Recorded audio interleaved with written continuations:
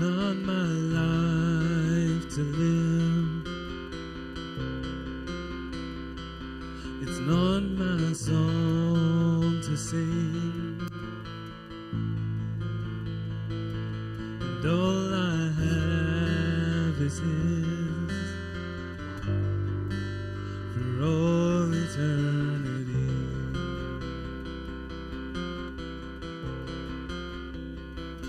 It's not my righteousness, it's not my faithfulness, and all I have is His for all eternity.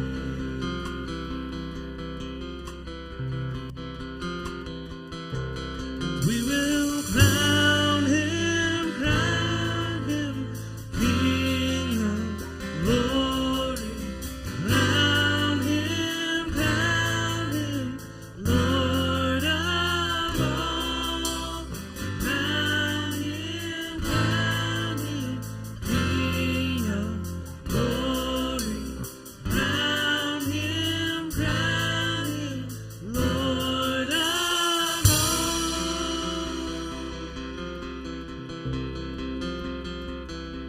It's not my Lord to win. It's not my way to bend. I'm His mighty hand on the victory. On the victory. We will crown Him, King of glory. Crown Him, Lord of all. Crown Him, King of glory. Crown Him, Lord of all.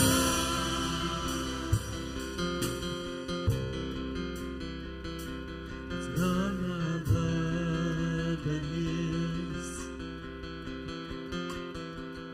that stands in my defense. And oh, what love is this, and won the victory, won the victory. We will crown Him, King of glory. Crown Him,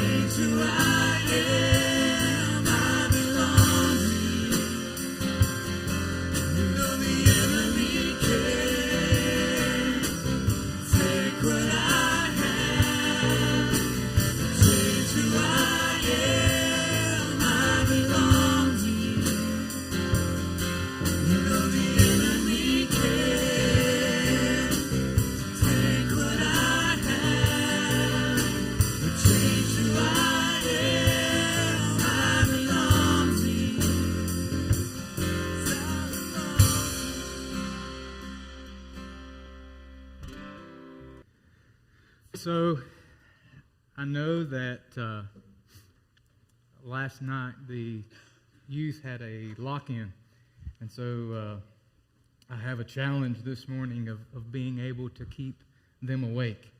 And that's good, because we're going to talk about adultery, bigamy, and incest. So that should keep you awake. As we continue in the Gospel of Mark,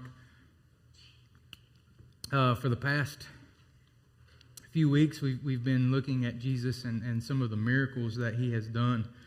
And if you were to put this on a timeline, Jesus' ministry is, give or take, around 3 years. And when we pick up in Mark, he is baptized in the Jordan River, and he does a few things, and he starts calling his disciples. And the disciples have been with him at this point in Mark's gospel about 1 year.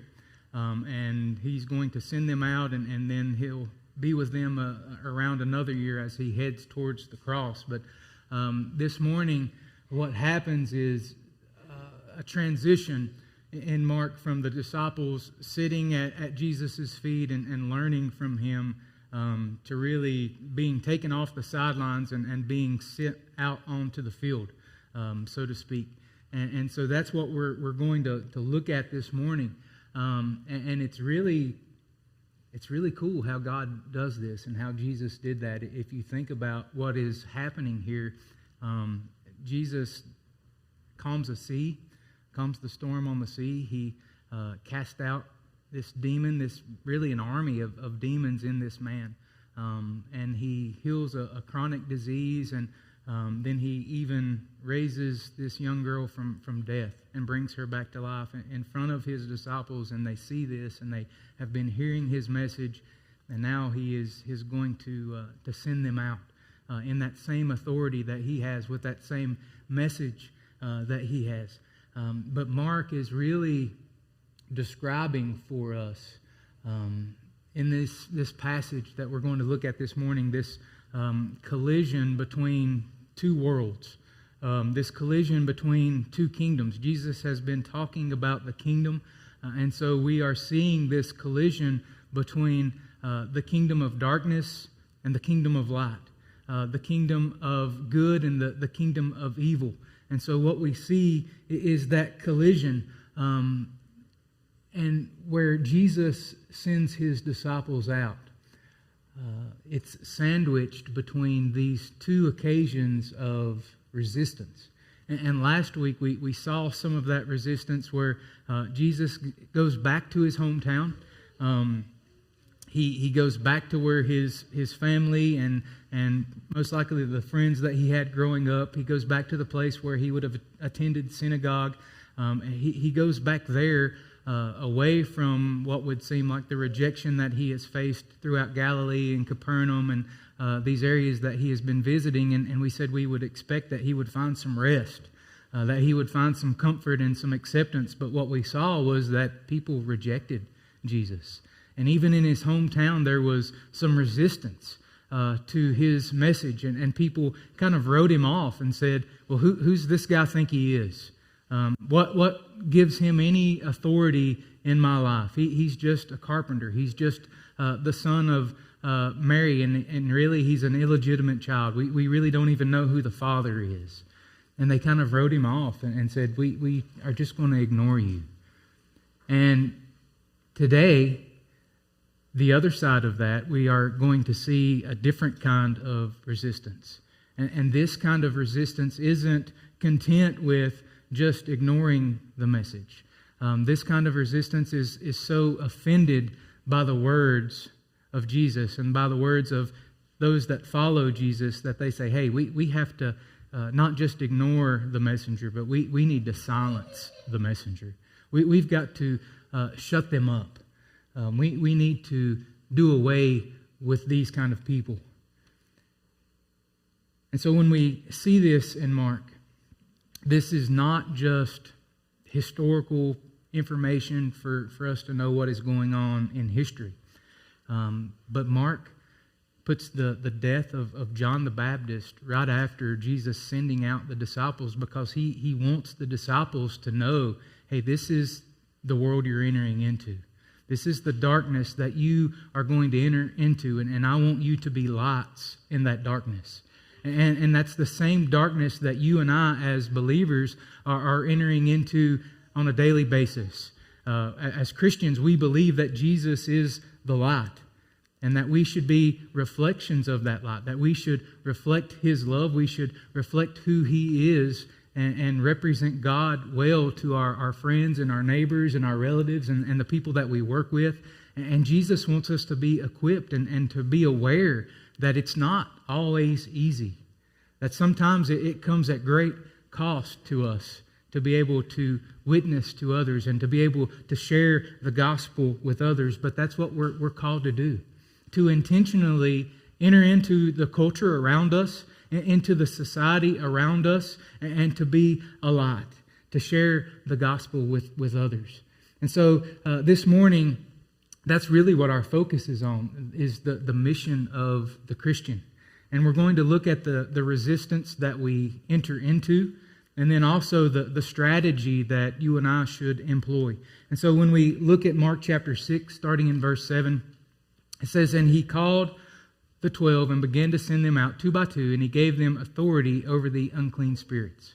He charged them to take nothing for their journey except a staff, no bread, no bag, no money in their belts, but to wear sandals and not put on 2 tunics.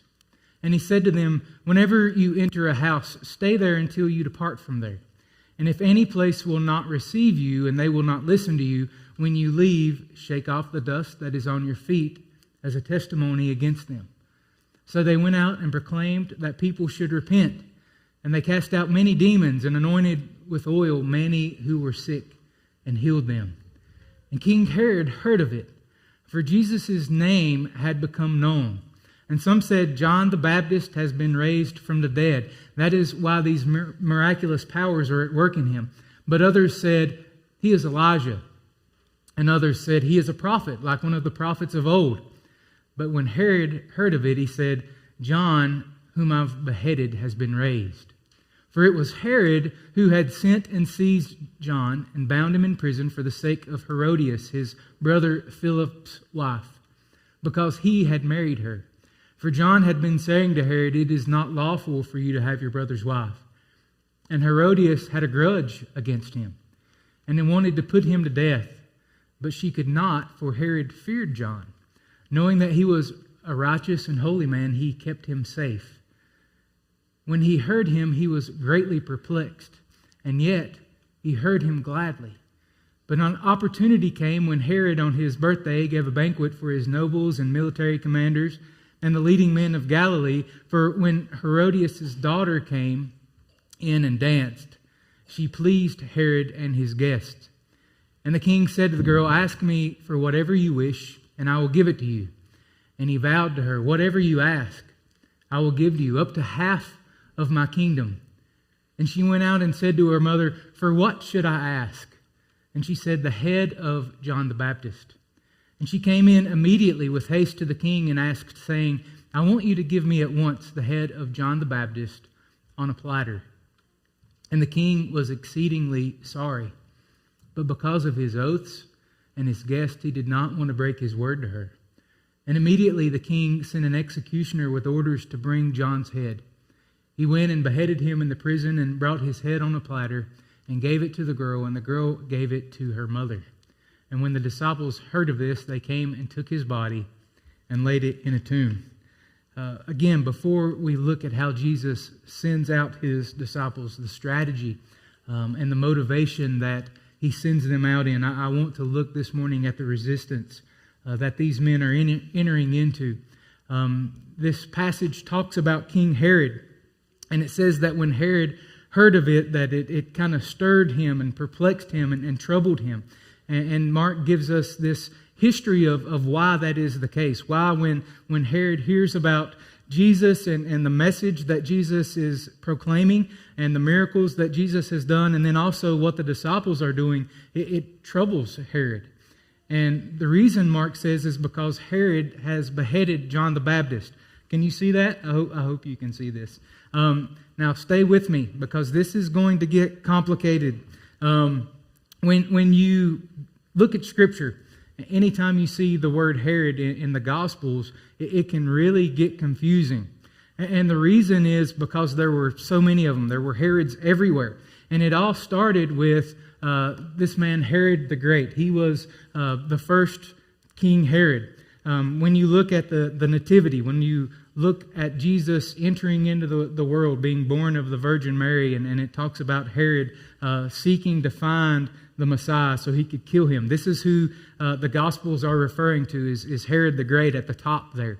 Herod had, this is just a snapshot of what's going on here with his dynasty. The Herodian dynasty is what it's known as. But Herod had 10 wives. He had around 14 children, and one of his sons he murdered because he thought his son was a threat to his throne. And the Herods were known for just evil and wickedness. There was a lot of greed and lust and a lot of pull for power and just a lot of debaucherous kind of activity. And so when you look at this, there are 6 males on this chart and 1 female that pretty much have Herod in their name. And so you can see why this can get complicated really quickly. And so what John tells us happens, I don't know if you can see it, but Herodias I have there in a pink box. And this is the lady that kind of causes the problems. Herod has a son named Herod Philip the First, and then he has a son named Herod Antipas, and they lived at the same time. Herod Antipas is who is hearing about Jesus and the disciples here, the one that is really troubled and perplexed that all these miracles and the message is going out. But he was a tetrarch of Rome. And so he wasn't really a king when you think of the king being the top dog, but even Herod the Great, he served under Caesar Tiberius. And so he was kind of like a vassal king. And so the emperor was at the top of the chain of command, and then he had kings that overruled the regions and had different sections that they were responsible for. And the word tetrarch means pretty much a fourth. And so you're the king of a fourth of something. And so Herod Antipas was a tetrarch. Herod Philip the First, there's a Herod Philip the Second, if you see that. But Herod Philip the First was not a king. Herod Philip the First was just a regular Roman citizen. And he was Herod Antipas's half-brother. And Herod Philip marries Herodias, who, if you can see on there, is actually his half-niece, right? And so Herod Philip marries Herodias, his half-niece. Herod Antipas goes to visit his brother in Rome. And while he is there, Herodias says, listen, this Roman citizenship thing, it's nice and all, but I want to be royalty. I want to be over people. I want to have some power. And so she seduces Herod Antipas, and Herod Antipas divorces his wife that he currently has, and it like starts this war with another country, and he almost loses his life over divorcing his wife. But then he marries Herodias, and so Herodias divorces her uncle to marry her other uncle. Crazy stuff that happens here. And so John goes to Herod and says, listen, this is wrong. What you all have done is wrong. He is quoting Leviticus 18:16 and Leviticus 20:21, where it speaks about not uncovering the nakedness of your brother's wife. You shouldn't have your brother's wife. And so he says, so listen, King, you are guilty of adultery, of bigamy, and of incest. And what you have done is horrible in God's sight. And Herod, we learn, is actually kind of listening to John's message. He's confused. He doesn't really understand kind of what's going on, but he has respect for John. He respects him and says, listen, this guy, I don't agree with him. I don't like what he has to say to me, but he's a righteous man. He's a good guy. But Herodias wouldn't have that. She says, I don't like what he has to say. I want him dead. I want you to kill John. And so Herod tries to kind of appease his wife and say, listen, I'm not going to kill the guy, but we're going to put him in prison. He's locked up. He can't get out there and tell everybody, hey, the Herods are living in sin. We've kind of silenced him. And so he tries to appease Herodias by putting John in prison. And then Herod has a birthday. And if you kind of go back to the culture then, what we find is this is actually more evidence kind of against the Herods, because in Jewish culture, birthdays really weren't celebrated because there was a danger and a tendency to make them into some kind of pagan party. And so people said, well, we don't want to celebrate those birthdays because those typically end up with a lot of drunkenness, a lot of gluttony, a lot of sex, and just a lot of bad things going on. And so they didn't celebrate those birthday parties. But the Herods were known for throwing these lavish parties. They were wild parties. And what we see, even at this party, is that Herodias takes advantage of Herod and the guests that are with him at his birthday. And she has a daughter named Salome. And this is the daughter that she has with when she's married to Herod Philip. And so this is actually Herod Antipas's stepdaughter and his great niece, or his grand niece, either way you want to say that. And she brings in Salome and says, listen, I want you to dance for these men. And so Salome goes in, and the connotation is actually that this is a very seductive, this is a very perverse and twisted dance, and it entices the lust in the guests that are at this party. And so Herod sees this dance from his stepdaughter, from his great niece, and he says, listen, whatever you want, it's yours. You name it, and you can have it. I will give you half of my kingdom. Just say the word. And so Salome goes back to her mom, and she says, listen, this is what he said. What should I ask for? And she says, ask for the head of John the Baptist. And so Herodias seizes this opportunity. And Herod, this man that he respected, this man that he heard the truth from, he gives in to Herodias' demands, and he immediately has John executed and beheaded, and he brings his head in on a silver platter. Here is your trophy. You've finally got your revenge. You have finally silenced the messenger that offended you. And so we see that story here.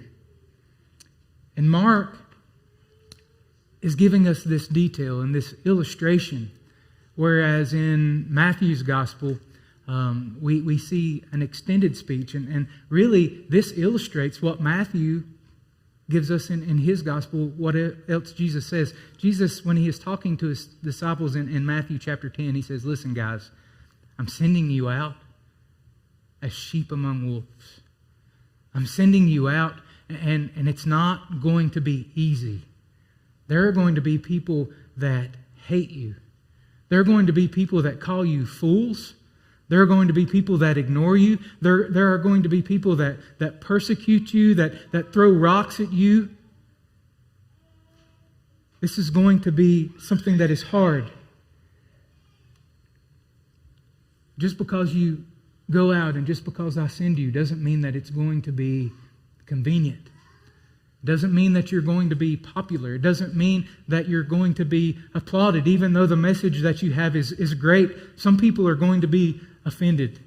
Some people are going to be pricked in their heart, and they're going to hate what you have to say.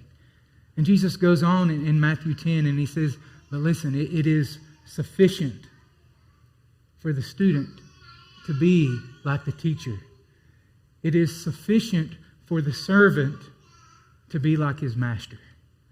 And so Jesus sends these disciples out, and he says, listen, it's going to be hard. It's going to be dangerous. And as I looked at that and I studied that this week, my question was like, really, Jesus? I mean, I've heard better motivational speeches. Today, the NFL, well, I guess it kicked off on Thursday night, but there's games today. And we're fantasy football players, we're excited about that. But the NFL today in the locker rooms, the coaches are going to meet with the players that are going out to play football. And none of those coaches are going to be like, listen, guys, the other team is bigger than you. They're stronger than you. They're faster than you. They don't like you. And they're going to wipe the floor with you. Now get out there. Nobody does that, right? Because the coach, they want to win. Their desire and their motivation is, listen, guys, we're going out there and we're going to destroy them and we're going to win. Victory is ours. I can taste it. Can you taste it? I can taste it. Let's get out there and get this victory. Let's claim that. This is ours. And that's what motivates these coaches, and that's how they want to motivate their players. Let's win this thing. But when you look at the Gospels, Jesus isn't motivated by wanting to win. There's something else that drives and fuels Jesus. There's something else that he is so passionate about. Paul says in Romans, for while we were still weak, at the right time Christ died for the ungodly. For one will scarcely die for a righteous person, though perhaps for a good person one would dare even to die. But God shows his love for us in that while we were still sinners, Christ died for us. The thing is, love is so much a better motivator. Love causes us to do extreme things. Love causes us to do radical things. And as we look at the Gospels and as we look at the hero, Jesus is motivated by love, and so he runs into the burning building instead of away from it. He runs across the busy intersection instead of waiting. He scales the tower and faces the dragon because he is motivated by love. He is resisted. He's persecuted. He's spat upon. He's beaten. He lays down his life on the cross because he is motivated by love. He's motivated by love for his Father and the glory of his Father's name, motivated by a love for God, but also he is motivated for love for the sinner, for us who don't deserve his love.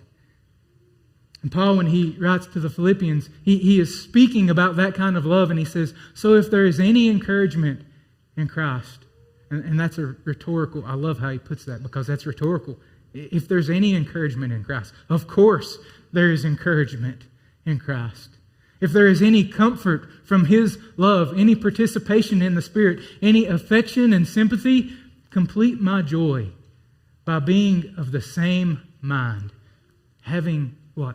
The same love.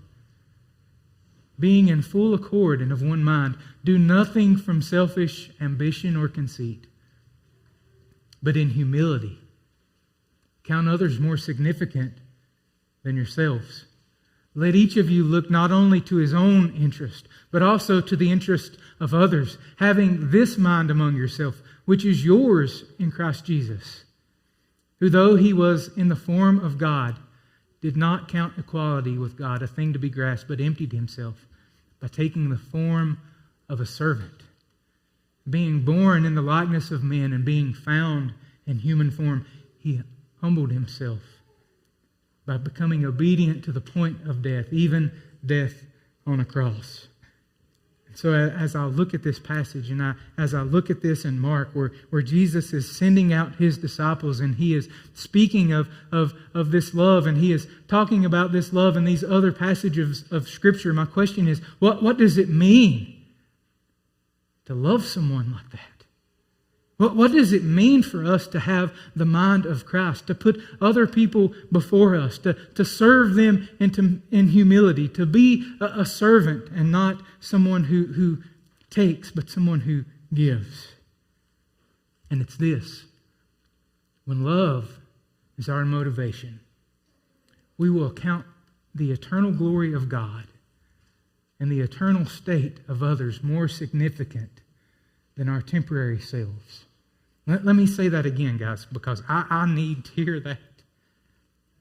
And I think you need to hear that. We need to be reminded of that this morning. When love is our motivation, love for God and love for others, then we will count the eternal glory of God and the eternal state of others more significant than our temporary selves.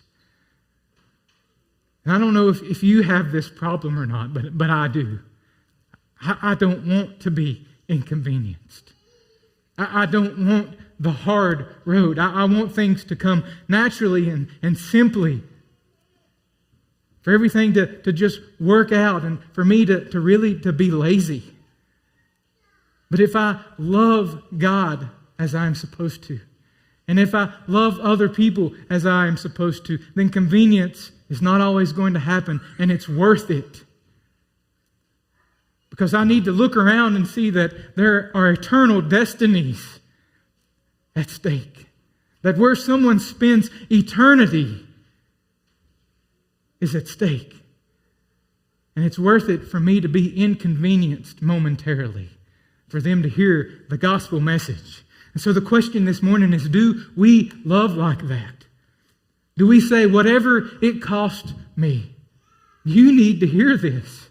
You need to know this love. You need to know this Savior. And am I willing to be ignored? Am I willing to be called foolish? Am I willing to be hated and persecuted? Am I willing to be unfriended? Am I willing to die? Am I willing to be inconvenienced in my life? To lay down the pride that I have that kind of judges people and says, really they're not worth the time and the effort and the energy. Am I willing to give of my time? To give of my resources, to give of my talents and abilities, to give of myself so that other people would know the love of Jesus, to lay down my life because their eternal destiny is more important than my temporary convenience. Guys, the only way I think this happens is when we are like Paul and we consider the surpassing worth of our Savior. When we consider His love and His mercy and grace in our lives that we didn't deserve, and we see that and we stand in all of that and all of who He is, and we say, God, use me. Pour me out. Everything I am is yours. Pour me out for your service. Because I don't want anyone to miss out on who you are. Because there is no greater treasure that I have found in this life than you.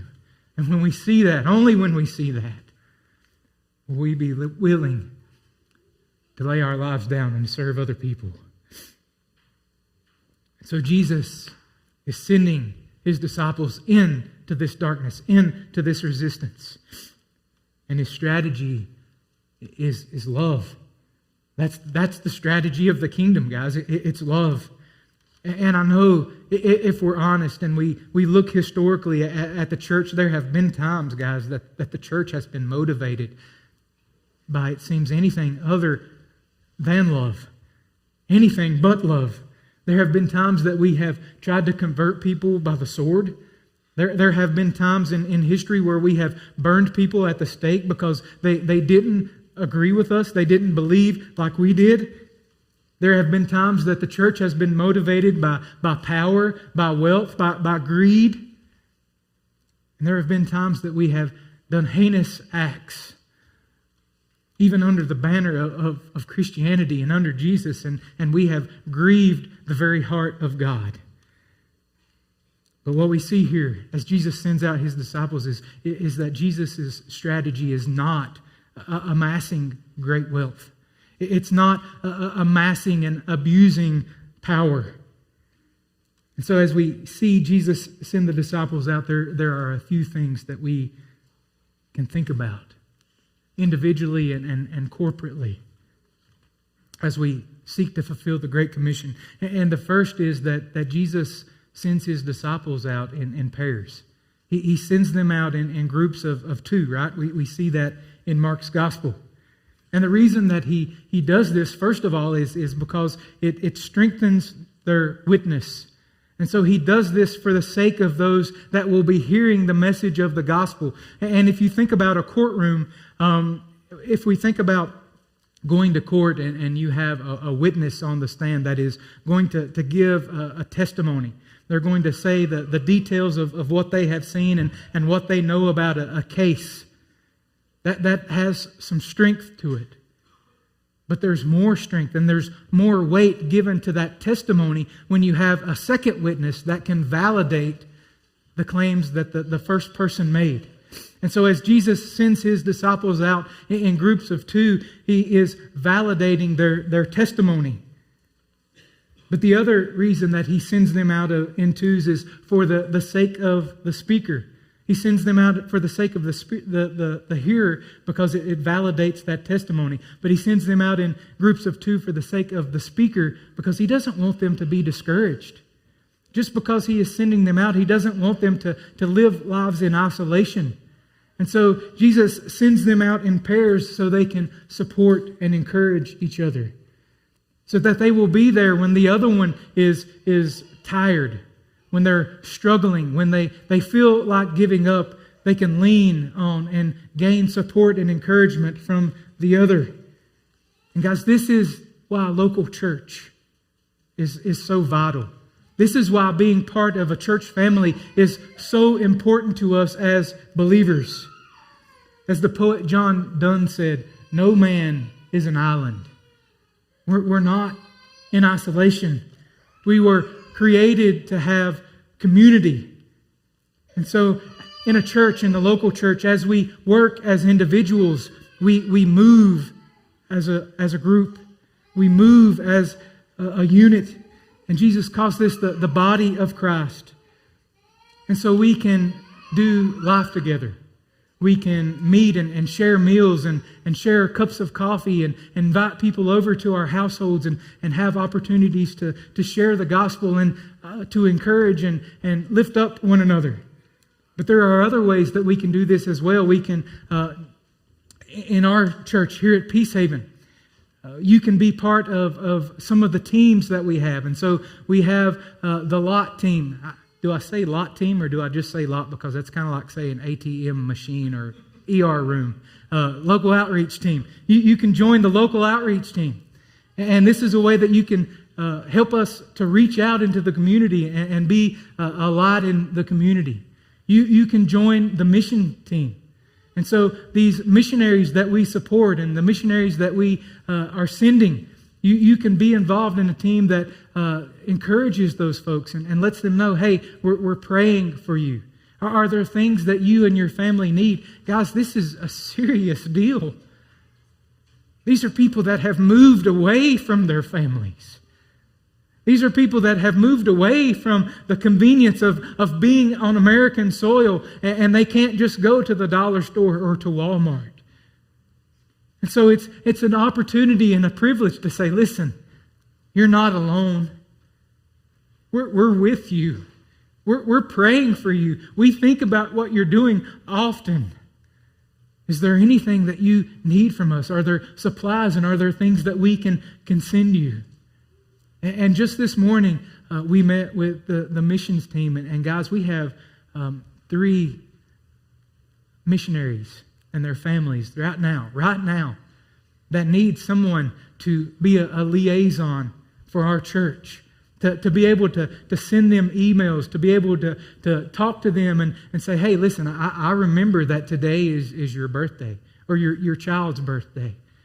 To be able to send them gifts, to be able to pour love out into their lives. We have openings for that right now. And so part of this morning is let me encourage you to volunteer and to plug in. We're not to be Christians who are just consumers. We are to be servants. We are to give of ourselves.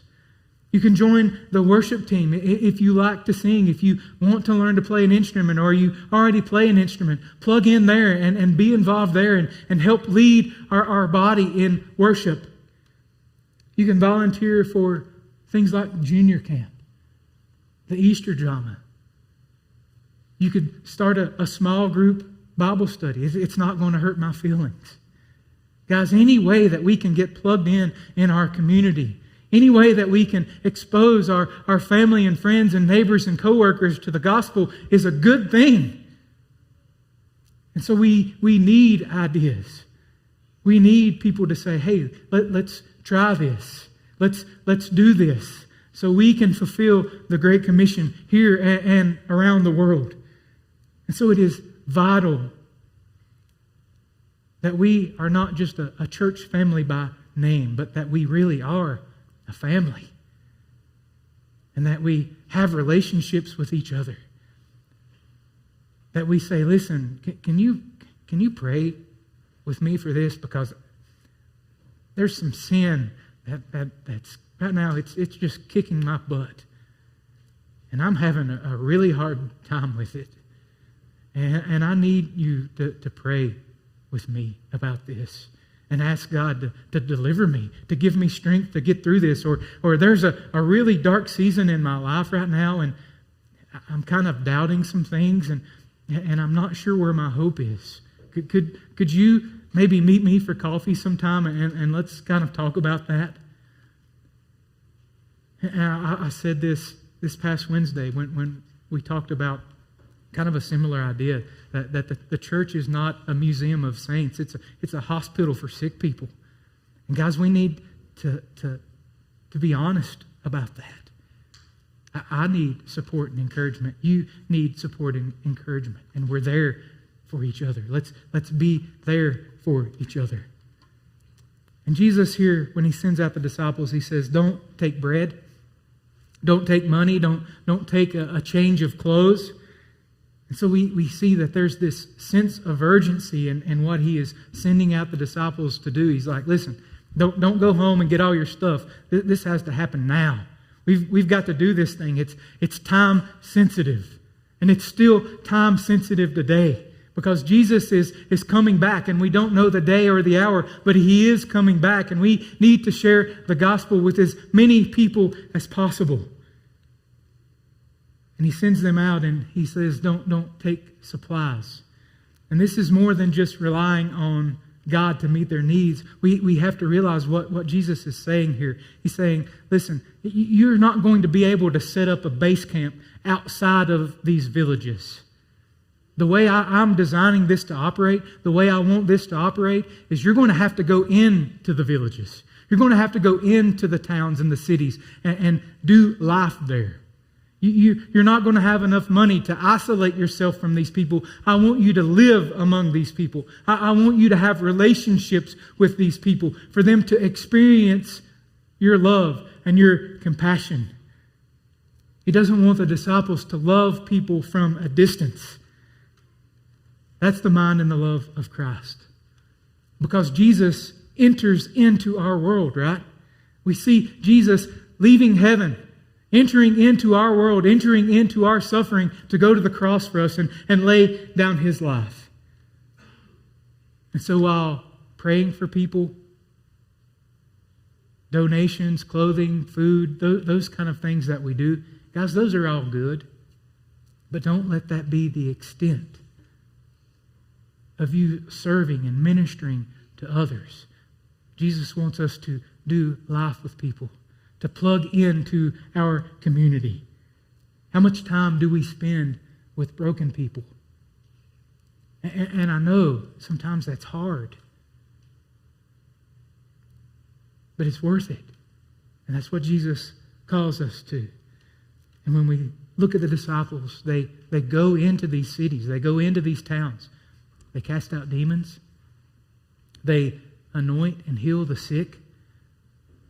They're not just proclaiming a message. Their actions and their deeds match their words.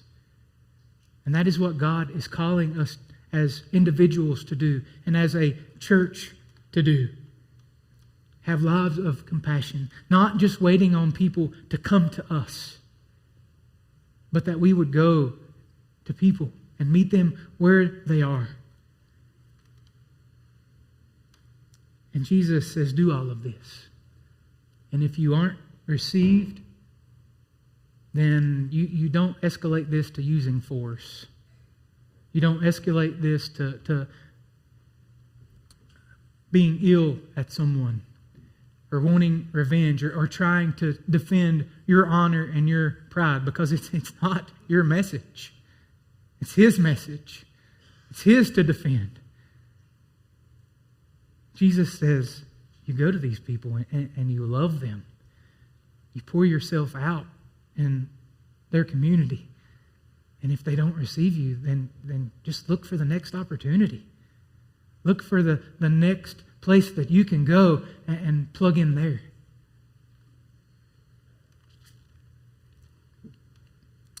Let's pray.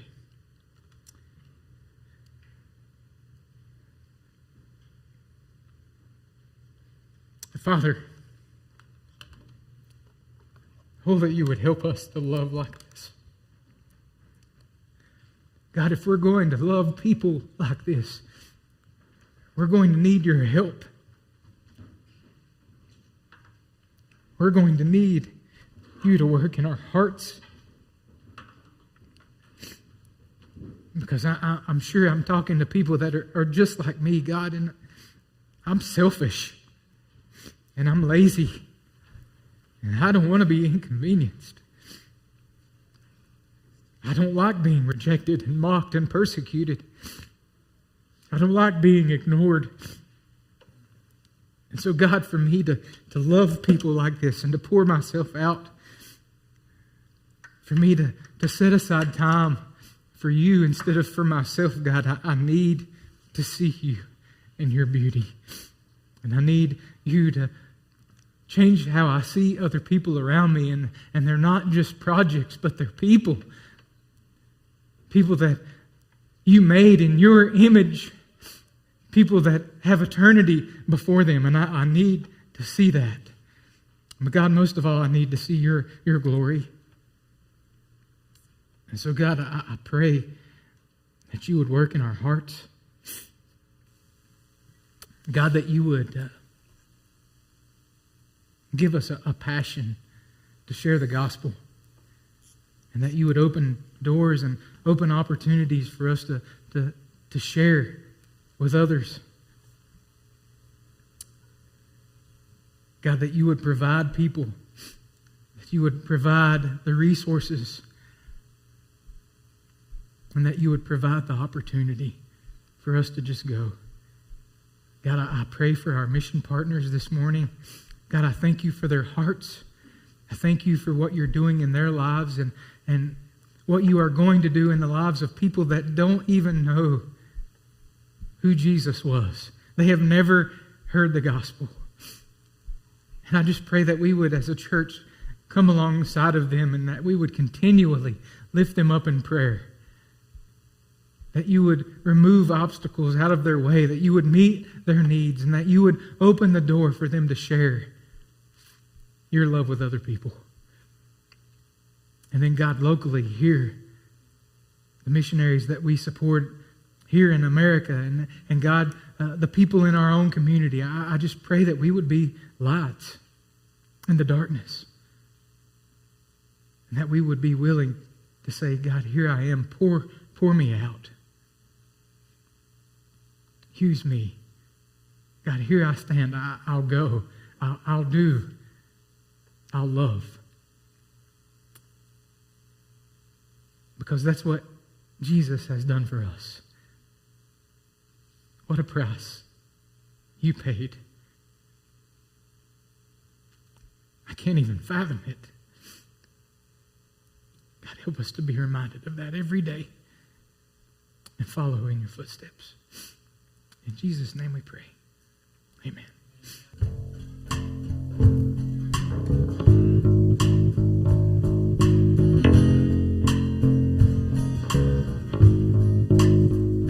Why you ever chose me has always been a mystery.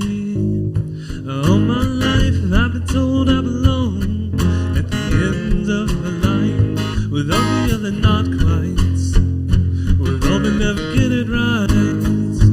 But it turns out they're the ones you were looking for all this time. 'Cause I'm just a nobody, trying to tell everybody all about somebody who saved my soul. Ever since you rescued me, you gave me rights on the street. I'm living for the world to see, nobody but Jesus.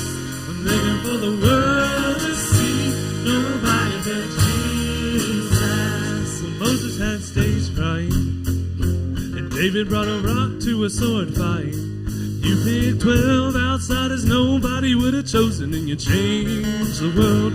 Well, the moral of the story is everybody's got a purpose. So when I hear that devil start talking to me, saying, who do you think you are? I say, I'm just a nobody, trying to tell everybody all about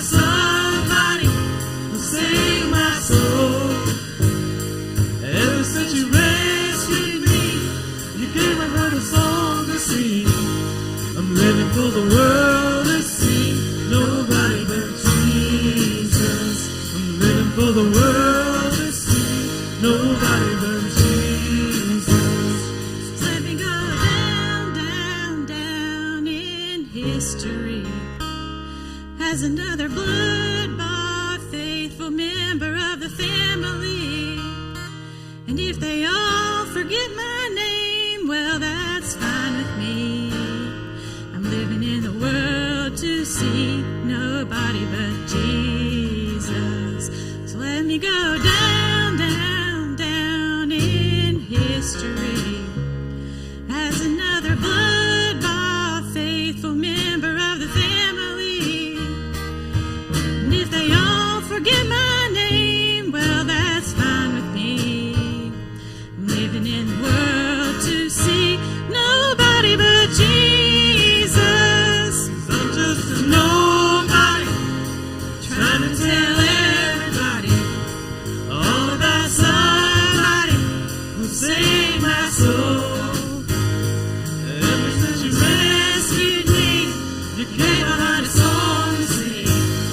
I'm living for the world to see nobody but Jesus. I'm living for the world to see nobody but Jesus.